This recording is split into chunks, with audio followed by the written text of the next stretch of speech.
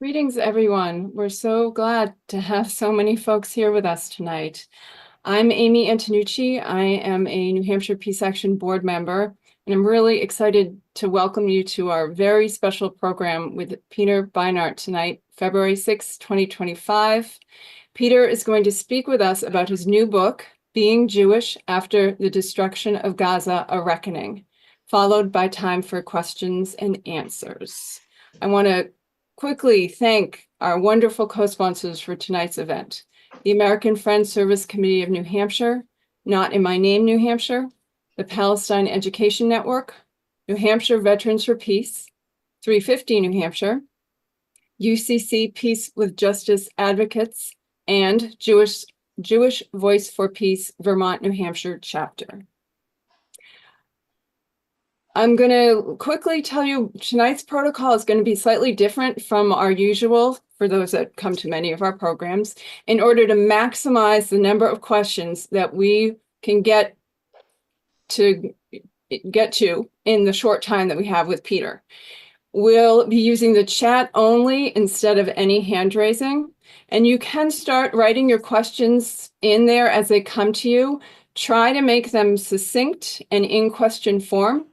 And we are going to say that we prefer tonight if the chat is really only used for questions to Peter. Scott's going to be sifting through to pull out the questions and have them organized, and we want to make it possible, if not easy, for him. So with all that said, again, welcome everyone. And I want to pass the mic here to Scott Dickman, who put a lot of effort into making tonight's program happen and is going to introduce our speaker. Thank you, Amy. Good evening, Peter, and everyone participating in tonight's program. First, a formal introduction to Peter's accomplishments. A former editor of the New Republic, Peter's written for Time, The Atlantic, the New York Review of Books, and other periodicals.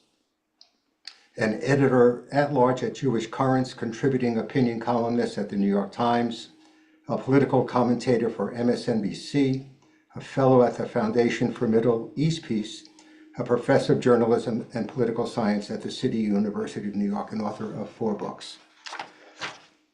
And now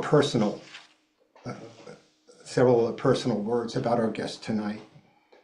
As an Orthodox Jew, Peter's journey from a defender of Israel to publicly reassessing his views is really remarkable. Risking alienation from community, friends, and family by prioritizing morality and compassion over unshakable viewpoints is an extraordinary demonstration of moral courage.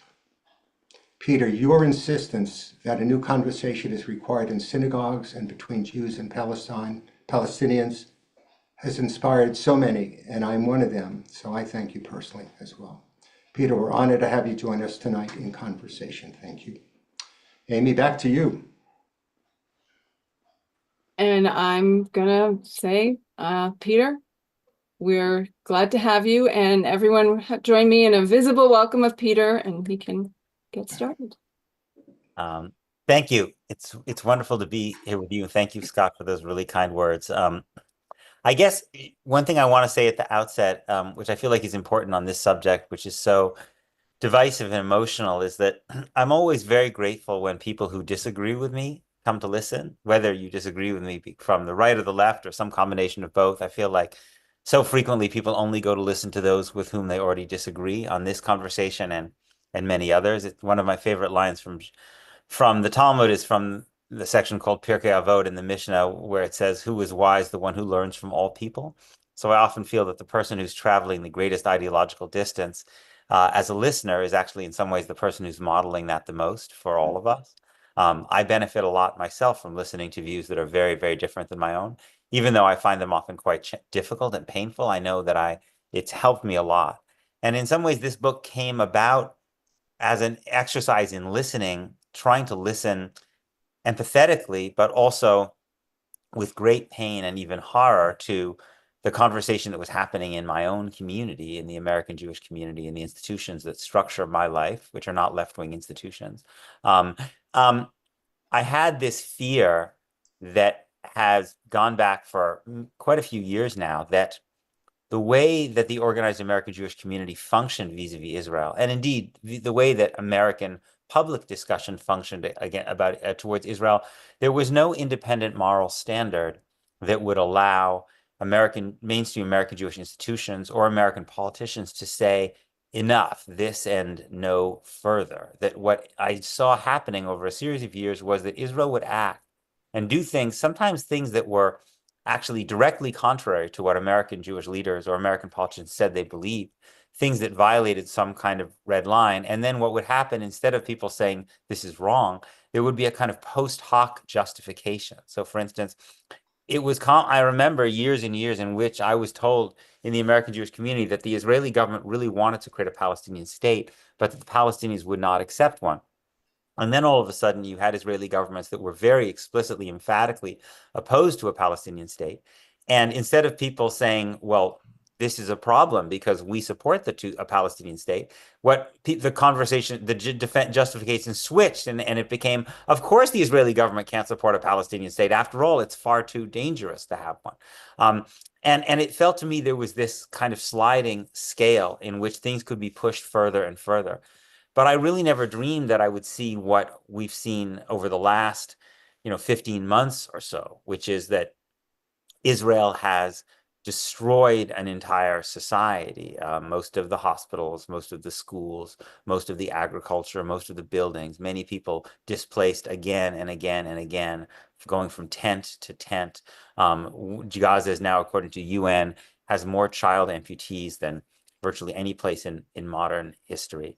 And I guess I naively kind of thought that people would at some point say, I just can't take this anymore. I'm against this. I don't want the US to continue to send these weapons. I want there to be some sanctions in international institutions. But in the organized American Jewish community, that simply did not happen. And instead, I think that a series of justifications were assembled. Oh, you can't really trust the numbers coming from Gaza, or it's all Hamas's fault because they're human shields. And my book goes through those justifications and argues that they're unbelievably flimsy, that if you actually investigate them for even a short period of time, you realize they fall apart very quickly. And so I think something else was going on. And the book is an effort to interrogate what is going on. How is it that people I know, people I respect and even love, can go, and who are good people in so much of their lives, can essentially shut out the screams that are coming and not see the things that seem to me so obvious, because they're coming across our screens if you care to look at them every day, and have been for months and months and months and months. And the argument of the book is several-fold in terms of trying to make sense of what I see among my own people. The first is that Judaism, Judaism had a historic traditional discourse which had to do with sin and divine punishment. But that discourse is very difficult to assimilate in a modern secular age. If you look at Jewish texts, when they talk about the greatest tragedies that have befallen the Jewish people, what's very striking and unfamiliar to us, and very different than modern discourse, is they tend to ask the question, how did Jews sin? Right? So if you look at Jewish texts and the commentaries on the destruction of the Second Temple, the question is essentially not why the Romans did this, but essentially why did Jews sin and why did God punish Jews? That's not really a comfortable language for us in the modern world. It's actually, for most modern Jews, and I understand why, to think about that in terms of Jewish suffering in the 20th century, the Holocaust, as a punishment from God, is actually obscene for people. So I'm not suggesting that that should be our discourse, but in a sense, what has replaced it is a more secular language in which I feel like many Jews essentially operate as if Jews are fated to be history's permanent virtuous victims. In which, for some reason that people can't quite explain, but seems to be fated by history, that there is an ever-ending succession of victimizers that emerge to try to destroy the Jewish people, some of whom are in our sacred texts, like Amalek or Haman, some of whom exist in secular history, like the pogromists of the Russian Empire or the Nazis. And so this story, obviously it comes from something real. Jews have suffered enormous trauma and genocide even. But what happens is that this a new set of events, a new set of affairs, in particularly the context of Israel-Palestine, is assimilated into this template. And so what happens is Palestinians essentially are imagined as the reincarnation of the Jew haters of old. And so when October 7th happens, immediately what happens in mainstream Jewish discourse and American discourse in general is that it's called a pogrom, and it's called the worst killing of Jews since the Holocaust, to kind of suggest that this is essentially the same kind of thing that happened when Jews were a reviled, subjugated, and stateless people in 20th century Europe. And I think that fundamentally gets what's happening in Israel-Palestine wrong, and absolves Jews of moral responsibility, which is not to say that October 7th wasn't a horrifying event. It was a horrifying event.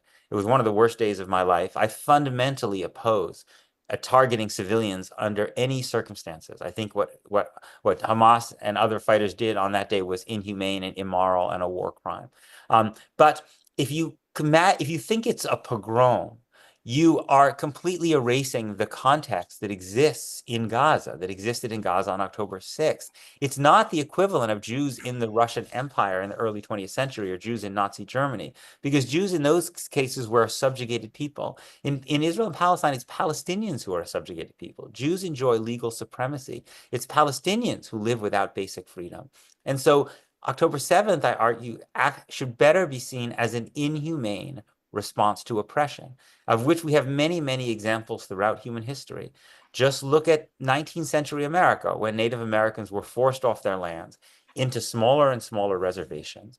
And often and frequently, when Native Americans had the opportunity to break out and rebel, they killed men, women, and children in attacks that were really brutal. And yet, if you weren't willing to talk about the context in which those inhumane acts of resistance took place, then the message you send is that Native Americans, which was the discourse in America, that Native Americans were just barbarians, savages. And because they are, then you just inflict even greater violence upon them.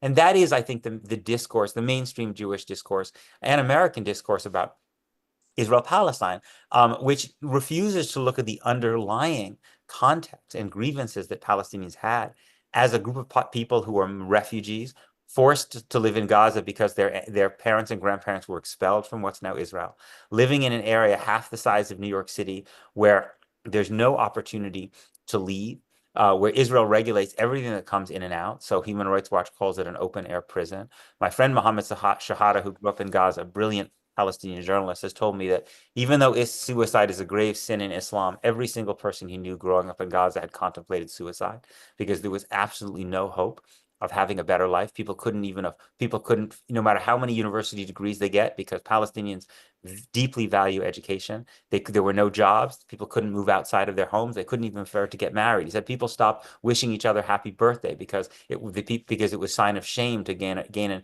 become another year older in your 20s and 30s and have no prospect of living an adult life. So you have to understand that context in order to understand what happened on October 7th and how to make sure it doesn't happen again, which is a political problem, not a military problem, as Israel has proven now by basically razing Gaza to the ground. But look who's still there. Hamas is still there. And now this discourse of barbarism and savagery, and this context in which the American Jewish community and American politicians could never say enough, has led us to Donald Trump calling for an act of mass ethnic cleansing. And almost immediately, what you saw, which I knew would happen, was that people started saying, both in Israel, where not just Netanyahu, but his centrist opponents like Benny Gantz and Yair Lapid have basically said, oh, well, now that that's on the table, that seems pretty interesting. And if you look at the reaction of AIPAC and the Anti-Defamation League, it's not horror. 3 days ago, if you had said this would be the position of the Israeli government, they would have called you an anti-Semite. How dare you slander Israel as suggesting that Israel might be willing to contemplate this? But now that Israel is contemplating it, you come up with another justification. We say, well, it's actually a humanitarian gesture. After all, things are really terrible in Gaza. I'm sure people would have much better lives in Egypt, right? Not asking whether people in Gaza want to be forced off their land, or whether, in fact, if they were to leave Gaza, whether it wouldn't be more just for them to go back to the lands from which their families were expelled. lands often that are so close to Gaza they can actually see.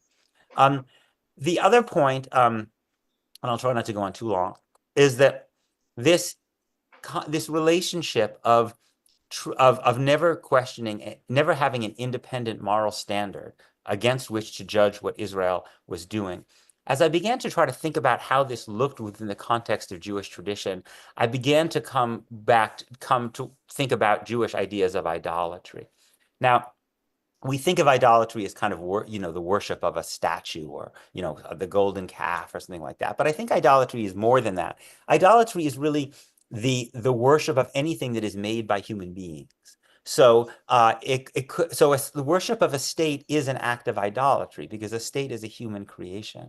Yeshayahu Leibovitz, one of my heroes, the great Israeli Orthodox social critic, was asked once, does Israel have a right to exist? And you notice this question, does Israel have a right to exist as a Jewish state, is the question that constantly demanded of people who are critics of Israel. In fact, Congress voted in 2023 by a vote of 412 to 1 to affirm Israel's right to exist. But Leibovitz's answer was very interesting. Leibovitz's answer was absolutely not, that no state has a right to exist because rights in Jewish tradition are things that inhere in human beings.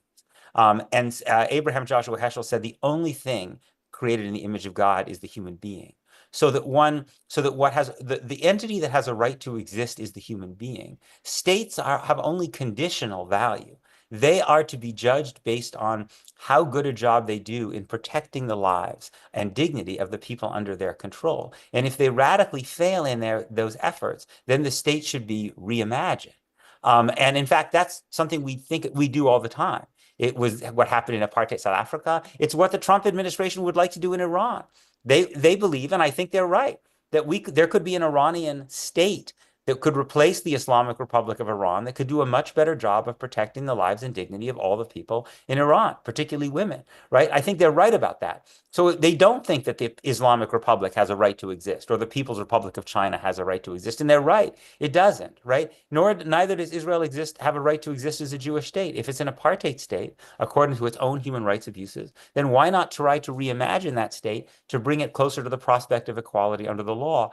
Just as in some ways the American state was reimagined at the end of the Civil War when slavery was abolished, and then again in the 1960s when Black Americans were given the right to vote. And the last point I'll make, and then I'll stop. Again, this is all by way of me trying to understand how did we get to this catastrophic place. So this first, a narrative of victimhood. Secondly, the idea of idolatry, which is always linked in Jewish tradition to barbarism. That the idolatry is partly such a sin because it's linked to to barbarism again and again in Tanakh, in the Hebrew Bible. The third is this idea of the nature of the fear. Israeli Jews and many Jews around the world think that were there to be conditions of legal equality in which Palestinians got the right to vote and citizenship in all of the territory under which they live, which includes the West Bank, Gaza, and East Jerusalem, that Israeli Jews would live in mortal danger. And the point I try to make in my book is that this is actually commonplace for groups that become accustomed to legal supremacy. It's not just a product of our traumatic history, although that may contribute to it. But white South Africans, and I spent part of my childhood in South Africa, were absolutely convinced that if blacks got the vote and there was a black government, that they would be in mortal danger. They looked at the African National Congress, which was a violent organization, not a nonviolent organization, which was classified as a terrorist group by the United States, which was being funded by the Soviet Union. The ANC's rival, the Pan-Africanist Congress, had as its unofficial motto, one settler, one bullet. And they said, these people are really dangerous. Only the hard shell of apartheid is protecting us from this violence. If we don't have this protection, we don't have a white army, who's going to protect us from these very violent actors? But what they couldn't imagine was that when apartheid ended and blacks got the right to vote, Mkhonto weSizwe, the military wing of the ANC, which had frightened them so much, disbanded, right? As did the Irish Republican Army. It put away its weapons. The Irish Republican Army was considered a barbaric and terrifying organization by Protestants in Northern Ireland and by British people in general. Ian Paisley, the Protestant leader in Northern Ireland on the eve of the Good Friday Accords, which gave Catholics political equality, called the Good Friday Accords a prelude to genocide, right? And so it seems to me it would be useful for Jews to ask why those people were wrong, why the Protestants in Northern Ireland were wrong, why white South Africans were wrong, why white Americans were wrong, since many white Americans believed that enfranchising Black Americans would place them at grave risk. My argument is that when people are represented in government, violence goes down because people have nonviolent mechanisms to make the government listen to them.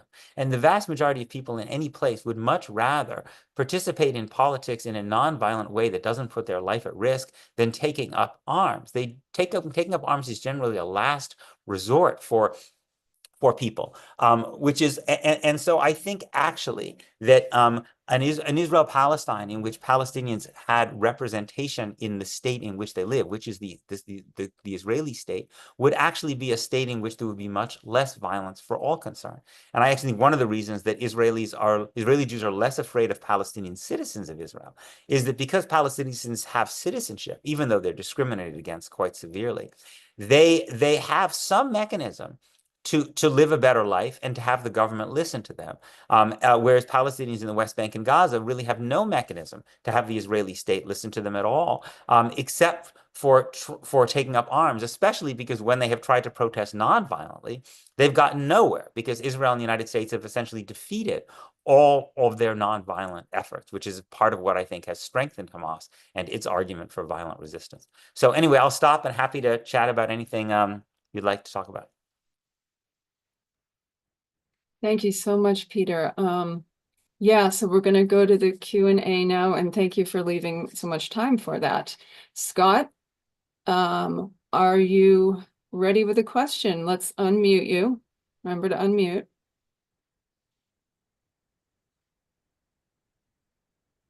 He's working on it. I can see that. Scott, do you know we can't hear you? There you go.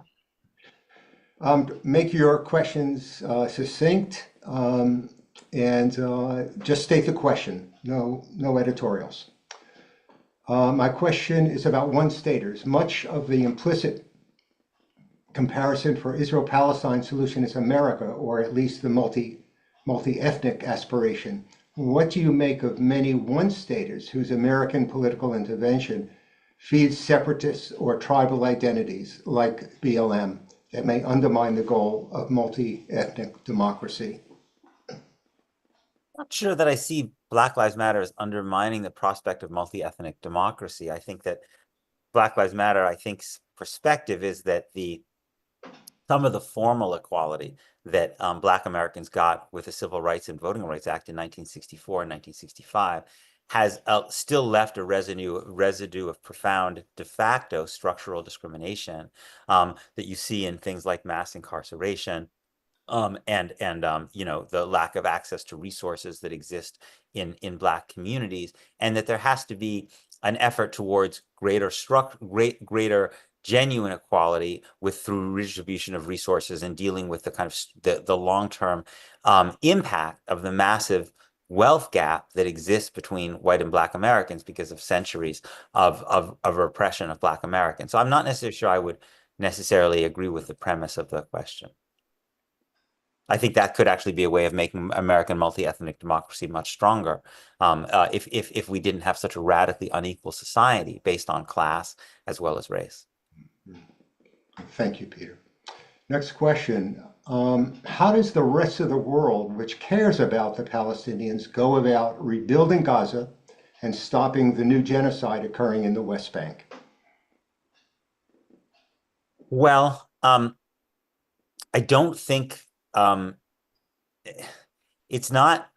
I think the prospects right now of rebuilding Gaza look very slim, to be honest, because Israel, or let's put it this way, Donald Trump and Benjamin Netanyahu might be happy to rebuild Gaza if there are not many Palestinians there left there, right? Once they've expelled them, but not while Palestinians are there, because Israel's plan seems to be to tighten the blockade and to actually restrict access even further to Palestinians, not only going in and out of Gaza, but even inside Gaza.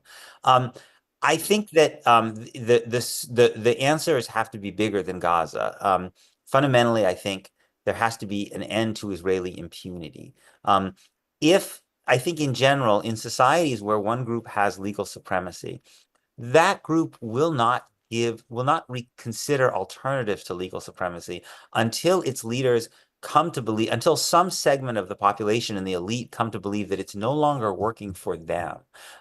If you can continue on this process, generally people will continue. Segregation would not have ended in the United States had not the civil rights movement become such a problem that Kennedy administration and white elites in the North and to some degree in the South began to think, you know what?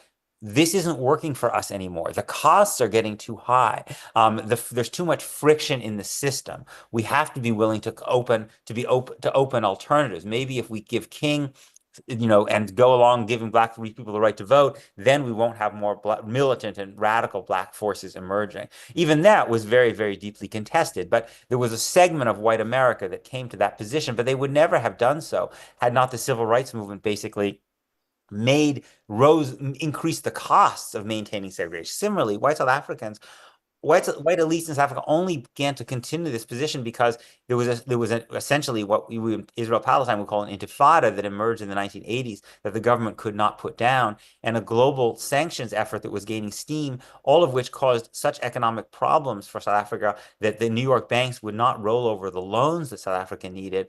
And there was massive labor strikes from powerful Black labor unions, and some people in the elite started to think we need a plan B. Right. Also, Protestants in Northern Ireland came under tremendous pressure from the British government and from the American government.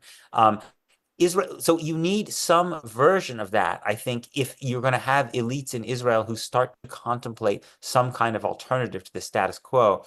And that conversation has not happened among Israeli Jews because of the impunity that Israel has had. It's really, if you look at the debate between Benjamin Netanyahu and his more centrist political opponents, especially in the 90s and the 2000s, you see centrist figures like Ehud Barak and Tzipi Livni saying to Netanyahu, we can't get away with this. We can't destroy the two-state solution and do whatever we want to Palestinians and still maintain our relationships with the world. We're going to pay a price. We're going to become a pariah nation. And Netanyahu says, don't worry about it. We'll be fine. And the United States government proved Netanyahu right, because the United States never imposed any consequences, even as Israel moved further and further to the right. And Europe would not act independently of the United States. And so that convinced Israelis that they could continue to do this, which is how you got to a place where now even Netanyahu's centrist opponents are so comfortable with Israeli domination of Palestinians that they're even willing to go further and contemplate mass ethnic cleansing. But I think the conversation in Israel changes if there are tangible consequences. I don't want those tangible consequences to take Israeli lives. Israeli Jewish lives are precious to me, and they should be precious to everybody. But in terms of economic and diplomatic and cultural consequences, those I think are the things that one needs. And until you have that, I don't think you start to see a potential change in policy towards Gaza, but more broadly towards Gaza. Israel has to decide whether it wants Palestinians to have citizenship in their own state or whether it wants Palestinians to have citizenship in the one state that exists today. And they have to allow a legitimate Palestinian political process. Right now, most of the most legitimate Palestinian leaders are in jail. It has to allow those people to leave and for the PLO to reconstitute itself as an umbrella organization that can create a unified, legitimate Palestinian leadership so Palestinians can decide what they want. And then Israel has to reckon with that. And none of that will happen without what I would call loving pressure, not pressure that dehumanizes Israelis, not pressure that says that Israelis should be expelled, not pressure, but pressure that says we want to live equally alongside you, but we will accept nothing less than full equality. I think that was actually Mandela's genius, which was that on the one hand, he was absolutely militant. He refused to abandon nonviolence, even when the South African government was begging to let him out of jail. They said again and again, we want to let you out of jail. We're terrified you're going to die in jail. Just renounce violence. That's all we ask. And he said no 6 times, according to some reporting. He said, no, I will renounce violence when we have a date for a free election. So he was very militant, much more militant than Mahmoud Abbas ever would be. But he also reached out to white South Africans, and especially Afrikaners, and said, you have a place in this society. And I understand the trauma that exists within your history. And I think it was that combination that was so powerful. Thank you, Peter. Let's go to the next. I learned that an overwhelming majority of Israelis favor a resumption of attacking and bombing Gaza. Why is this? And is it due to the absolute dehumanization of all Palestinians, including children? I have a lot of questions here. So. Yeah, I think there is a tremendous amount of dehumanization in Jewish-Israeli discourse. I mean, even if you just look at the media in Israel, it's very, very rare that Palestinians are platformed. It's even rarer than it is in the United States, and it's very rare that there was really a focus on the suffering of Palestinians. The conversation in Israel is really overwhelmingly about what happened on October 7th, the deaths of Israeli soldiers, the trauma and strain in Israeli society, and the kind of strategic questions about what Israel should do vis-a-vis Hamas, but not a conversation that centers Palestinian humanity. And I think that does lead to a dehumanization, in which people are seen as a kind of a faceless mass threat. Even the conversation about Hamas, it is important to talk about Hamas as a particular political actor, right? But so often the conversation about Hamas becomes a substitute for actually talking about Palestinians, right? And so that becomes another way of essentially dehumanizing Palestinians by reducing them to this one political movement. Yes, a political movement that is very problematic in a lot of ways. But the idea that Israel's fundamental problem is Hamas is completely ahistorical, right? The Palestinians were fighting against Israel and Zionism long before Hamas existed. In fact, one of the reasons that Israel was sympathetic to Hamas when Hamas was created in the late 1980s was because they couldn't imagine anything worse than Fatah, the nationalist movement, and the groups and leftist groups like the PFLP, the Popular Front for the Liberation of Palestine, because those had been the groups that had been committing the armed attacks of the 1970s, including the Munich Olympics massacre, the airline hijackings, the Ma'alot massacre, right? So even if you could get rid of Hamas, which you can't, why would anyone think that Palestinian armed resistance would end, especially given that you were given that you're blocking Palestinian nonviolent efforts, right? You're basically ensuring that those fail. So I think that again, it's not that I don't think one should condemn Hamas when they do things. Of course, there was a Hamas suicide bombing that killed a friend of mine in college. I myself have been personally affected by the terrible things they've done. But to reduce Palestinians to Hamas, I think is just kind of analytically really wrong, mistaken, and also a kind of exercise in dehumanization. Thank you. Let's see. Next. I think D-Phone has a bunch of questions. I'd love to answer some of them. I'm sorry? I think there's someone called D-Phone who I've seen seems to have a quite different perspective than mine. And so I'm grateful he or she is there, and maybe I could answer one or two of those. Sure. Let me read it then. I overlooked it. I'm sorry. What about Gaza's border with Egypt? Doesn't Egypt have any responsibility? Yes, Egypt has responsibility, though it's worth noting that Israel has control of the airspace and Israel has control of the coastline entirely, and Israel has control of the population registry. So even if you come through the Rafah crossing with Egypt, first of all, Israel has some control and say at that border, even the border with Egypt. And Israel also controls the population registry, which is to say, unless you're in an Israeli computer system, even if you come through the Egyptian border, you're not going to be allowed to be legally let in. Israel controls the population registry in Gaza, right?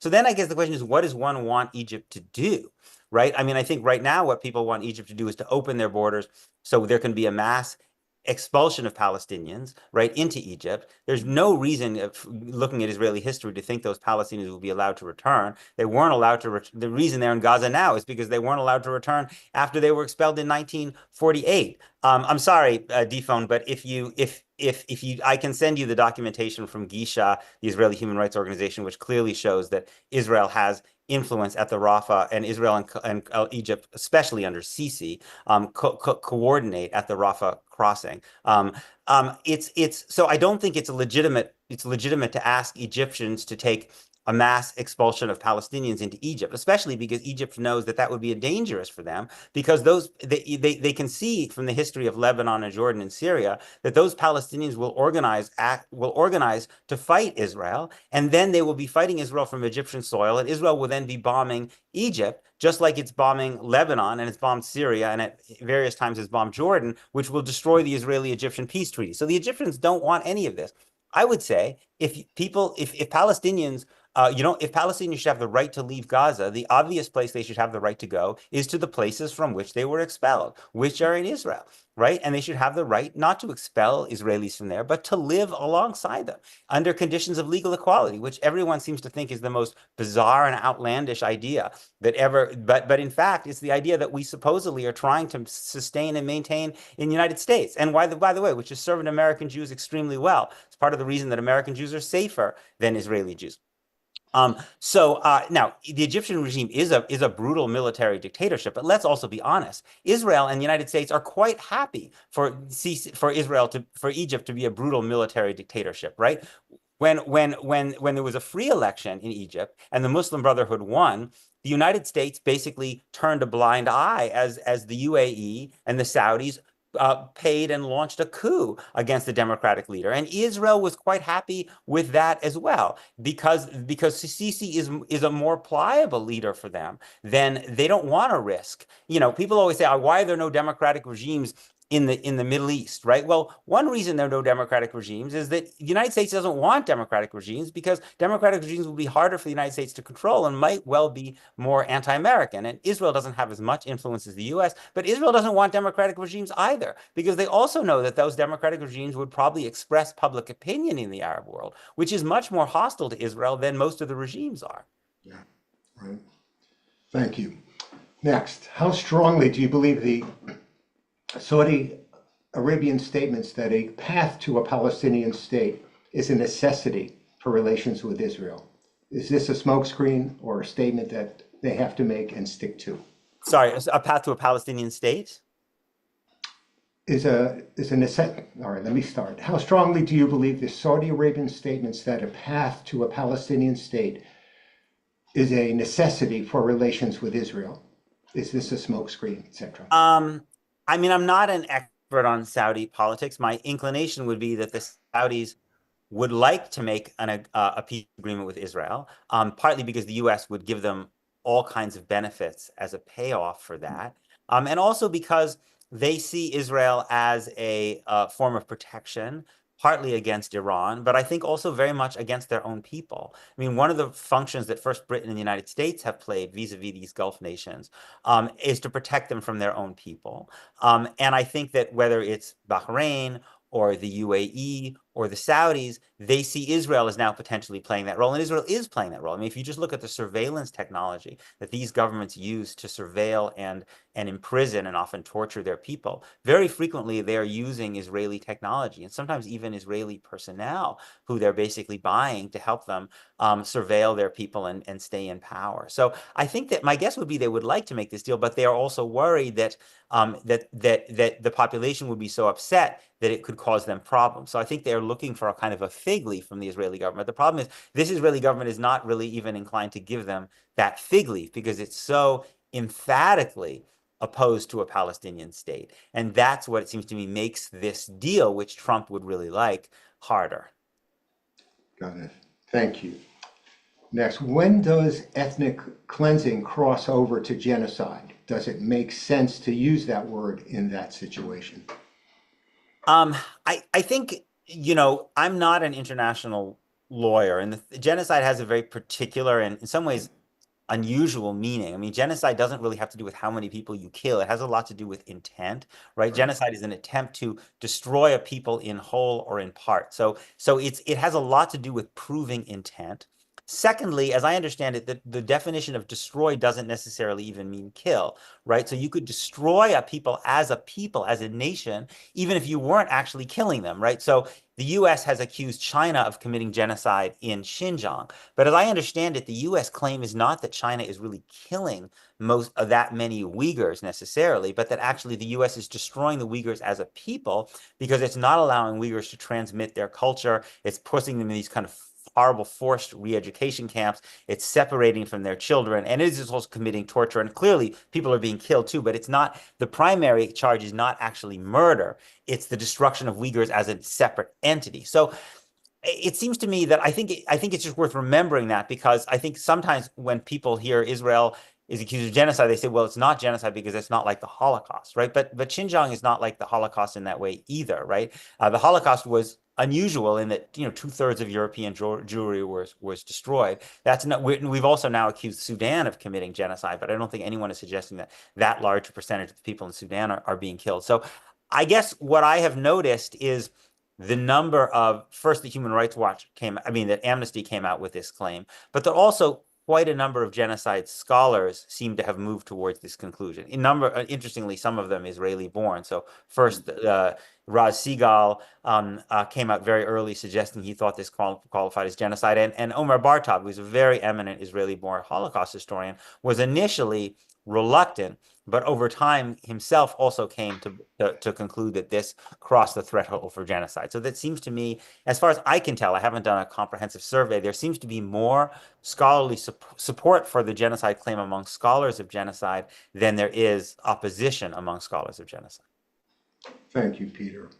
Next, are you advocating for a one-state solution?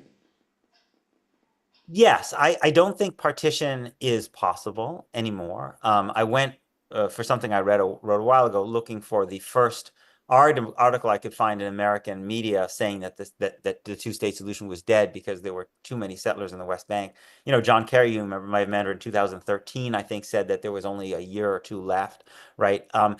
There's Anthony Lewis, the columnist in the New York Times, wrote a column called 5 Minutes to Midnight about the two-state solution in 1982, warning that there might soon be 100,000 settlers in the West Bank. There's now 700,000, even then, if you include East Jerusalem, but even that doesn't really capture it because it's not just the numbers, it's the massive infrastructure. This has been, that exists throughout the West Bank, that I don't think it's possible to create a sovereign, contiguous Palestinian state there anymore. And I also think that a two-state solution is not just.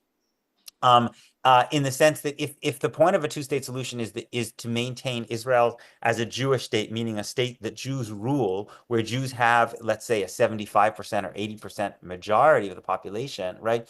Well, what does that mean? It first of all means that Palestinian refugees can't return to the places they're from. Most of them are not from the West Bank or Gaza. Many of them are from Haifa and Jaffa and Sfat and Lud and parts of Israel, right? So you have to explain how it's just for a Jewish person like myself to be able to return to Israel and get citizenship on day one, even though my family has not lived there for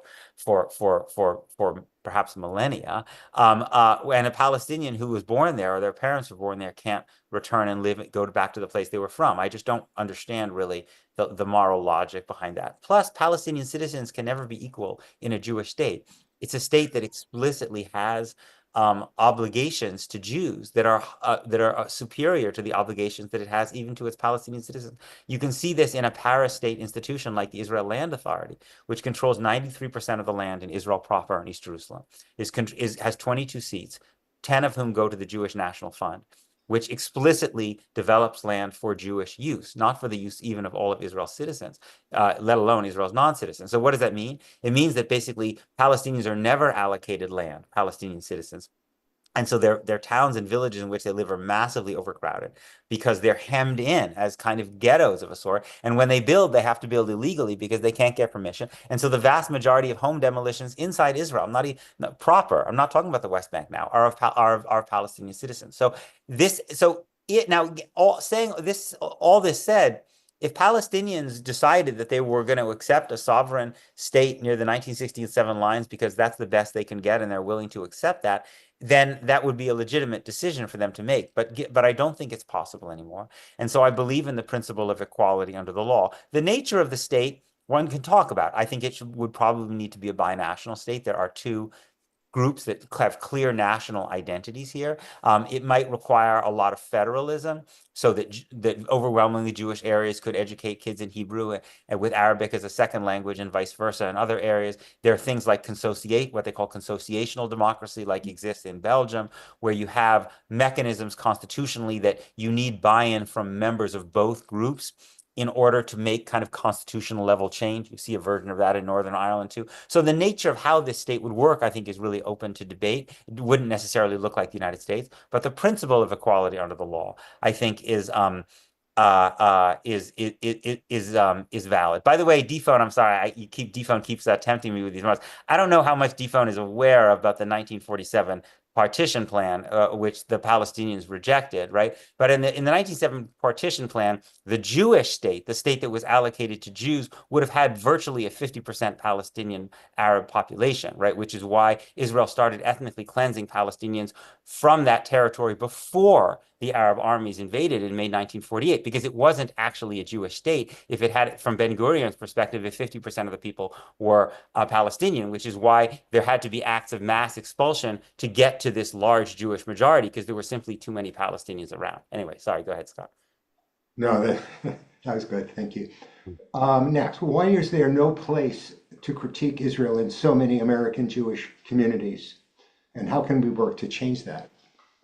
I think certain kinds of critique people are okay with. Certainly when it comes to Israel's mistreatment of Jews, let's say Israel's treatment of non-Orthodox Jews, I think people are willing to criticize, and people are sometimes willing to criticize Israel and Netanyahu in particular, or some of his, far-right ministers. But what I think there's not is an openness to actually considering tangible consequences for Israel's behavior. So people might say, oh, I don't like the settlements, I don't like Ben-Gvir, I don't like Netanyahu. But where you get in trouble is you say, okay, well then maybe actually the U.S. shouldn't provide unconditional military support, or that the U.S. shouldn't protect Israel at the United Nations and international institutions.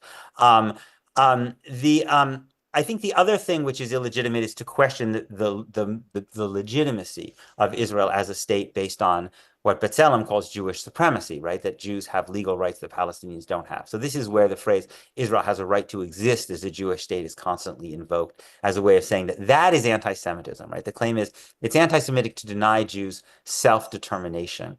One of the points I make in my book is to actually think about this question, this phrase self-determination, right? Self-determination means determination of the self, right? It doesn't mean determination of others, right? So just like I could invoke my individual right to self-determination to have the right over my own behavior, I don't have the right to invoke self-determination to control your behavior. Similarly, nationally, self-determination does not mean that you have the right to determine the lives of Palestinians. It doesn't mean it only means that Jews have the right to determine their own affairs, right? But Jews and Palestinians live in the same territory. And in fact, what Israel does is it actually has dominion not over Jews, but over Palestinians. If there weren't any Palestinians there, it would not be a problem, right? So in reality, self-determination is a euphemism for supremacy. Right? That's really what's being invoked. And what's interesting is actually, I came across a quote from Pik Botha, who was then the South African defense minister, who said, white South Africans deserve self-determination, right? But he didn't really mean self-determination, right? Because what he meant was mastery, supremacy over Black South Africans as well, right? And that is not a fundamental right. People do not have the right to a state in which they have legal supremacy over members of other ethnic, religious, racial groups. In fact, that kind of legalized domination is the definition of apartheid under international law. Good. Thank you, Peter. Let's see. Is actual anti-Semitism on the rise? And if so, how can we address it without compromising our critique of Israeli policy? Yes, I think anti-Semitism is on the rise alongside other forms of bigotry. First of all, I think it's on the rise because liberal democracies are weakening and we have authoritarian ethno-nationalist movements. And the people in those movements tend to be hostile to Muslims, Jews, LGBT people, immigrants, Blacks. They basically, think about what it means to say make America great again. You're basically saying we liked America better when we had really clear hierarchies where everyone knew who was on top, and that was white, straight Christian men, and everyone else knew their place. And now we are, and anyone who is subverting that, right, is someone we don't like very much. And so that tends to include the Jews. And so these bigotries tend to travel together. Right? And anti-Semitism is one of them. If you look at the academic research we have on anti-Semitism, not the ADL, whose data is completely corrupted by its role as an Israel Defense Organization, but if you look at the work done by Eitan Hirsch at Tufts and Laura Roden at Harvard, you find that anti-Semitism is, as traditionally defined, far higher on the right, and that people with anti-Semitic attitudes tend to also have hostility to all these other groups, which is why I think it's best to try to fight them as part of a broader coalition of people fighting for the principle of equality under the law. There is also, I think, anti-Semitism on the left. There's less of it, but there is, unfortunately, a correlation between Israel's mistreatment of Palestinians and rising anti-Semitism in the diaspora. I'm aware of 3 studies that have been done, one in the US, one in Australia, one in Belgium, which show that in periods of time where Israel kills more Palestinians, there's a rise in reported anti-Semitic attacks. So clearly what's happening is some group of people are taking out their hostility towards Israel on Jews, which is wrong. Jews are not responsible for what Israel does, Jews in the United States or Australia, anywhere else, any more than it would be right to take out your anger at the People's Republic of China against Chinese Americans, which we saw happen during COVID, right? Or against, your anger against Muslims after 9/11, against Al-Qaeda after 9/11, against Muslims. This is fundamentally wrong. The problem we have is that on the one hand, we want to demand that people who don't like Israel make a clear distinction between Israel and Jews, which they should do. But on the other hand, the organized American Jewish community doesn't make that distinction itself. Oftentimes, Jewish leaders like Jonathan Greenblatt of the ADL and others basically say that to support Israel and to be a Zionist is inherent in being Jewish, right? And that actually makes fighting this kind of anti-Semitism much harder because you're actually saying that Israel and Jews are the same thing. And I actually think that puts Jews at risk. Yeah, thank you. What do you think is the most important thing that U.S. citizens can do to bring human rights to Palestinians? What can we do?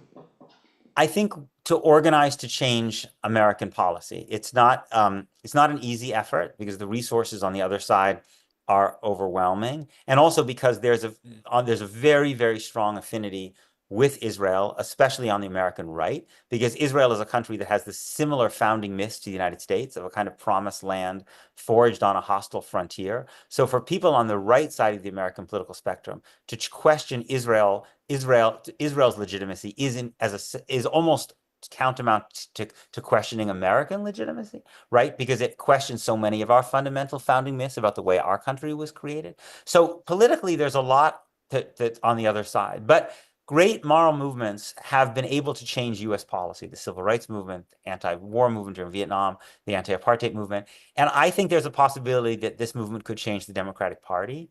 And I think I think there's the possibility that in 2008, a Democratic presidential candidate could see an opportunity by speaking up for Palestinian rights, because there is a huge gap between where the Democratic Party politicians are and where Democratic voters are. And just like Howard Dean, from your neighboring state of Vermont, in 2004, had a lot of political success by running against the Iraq War when most of his opponents in the Democratic primary were supportive of the Iraq War. I think if you have a lot of Democratic candidates who take an AIPAC line, a candidate who is willing to speak out boldly for Palestinian human rights actually could have a lot of success, and that could help to change the Democratic Party. So I think we need to be involved in that effort. Thank you, Peter. I think we're drawing close. Amy, do we have time for one more question? Peter, are you okay? You can do one more. Okay. Do you think in today's world it's possible to be a Zionist by Herzl's original definition, or does identifying with Zionism now mean supporting all of Israel's actions? Well, the vision that Herzl had of a Jewish state was in many ways, very idiosyncratic and very different. He imagined it as a German-speaking state that was modeled on his notion of Vienna. He had no real understanding of what life was like in this part of the world. But I think that the problem with what's called Herzl's political Zionism, was exactly the idea that you were thinking about a Jewish state. And a Jewish state, to me, just like a Christian state or a Muslim state, inherently violates a core principle of liberal democracy, which is that people should be treated equally under the law, irrespective of their religion or ethnicity. There was an alternative Zionist tradition which did not succeed, which was the cultural Zionism of a writer named Achad Ha'am, who believed in a Jewish culture in Israel-Palestine, a Jewish society even that would speak Hebrew, but didn't actually believe it had to take state form. And there were cultural Zionists like Martin Buber, Franz Judah Magnus, and at times Hannah Arendt and Albert Einstein, who actually at times opposed the existence of the creation of a Jewish state, but wanted there to be a thriving Jewish presence in the land of Israel. That kind of cultural Zionism, I think, is compatible with liberal democracy because it's not asking for a state to give Jews legal privileges over Palestinians. It's just wants a Jewish culture to thrive, in which I think could thrive within an equal binational state, which is what Buber supported in the 1940s.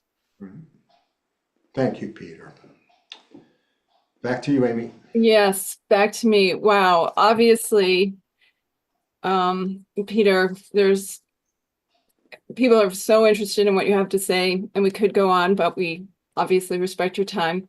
And also there is another event following this that has been discussed in the chat if people want to continue the conversation with the folks at Not in My Name, New Hampshire.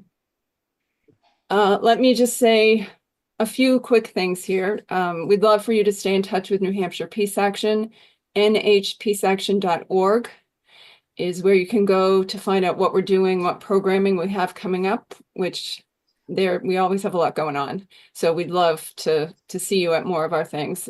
A quick thanks again to our co-sponsors, the American Friends Service Committee of New Hampshire, Not in My Name, New Hampshire, the Palestine Education Network, New Hampshire Veterans for Peace, 350 New Hampshire, UCC Peace with Justice Advocates, and Jewish Voice for Peace, Vermont and New Hampshire chapters. And, you know, just huge thanks here to Peter for taking this time to speak with us, for writing and sharing so much of himself, and often at risk and under threat. We deeply respect that and are feel so enriched by all that you have to share. So thanks so much, Peter. Thank you. And thanks everyone for coming. And again, if you're going to the Not in My Name event, you can grab that from the chat. And everyone, thank you. And thank you for being engaged. And we'll hope to see you again and continue these many very important conversations.